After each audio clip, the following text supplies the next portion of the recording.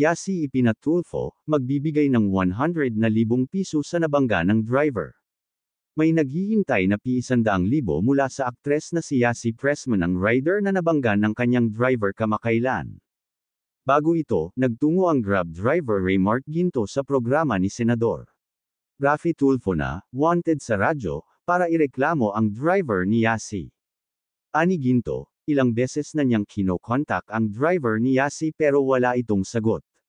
Nangako rin umano ang aktres na tutulungan siya pero halos 2 linggo na ang nakararaan ay wala pa rin siyang balita rito. Todo sorry naman si Yasi nang makausap sa telepono ang rider. Pasensya ka na. Tanggal na sa trabaho yung kausap mo. Hindi ko naman po alam, paliwanag ni Yasi. Syempre, i-cover po namin yan. Wala po kasi ako sa sasakyan nung nangyari yun, di ba? Dagdag ng aktres.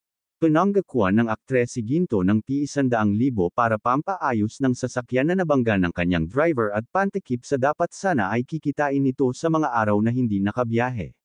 At nang araw ding yun, nakuha ng Grab driver na si Ginto ang perang pinanggako ni Miss Yasi sa kanya na ₱100,000 kasali na doon ang pang-advance Christmas nila. At malaking pasasalamat ni Ginto sa laking tulong at sa bilis ng aksyon ni Raffy Tulfo sa kanya at sa buong team ng Raffy Tulfo Action Team.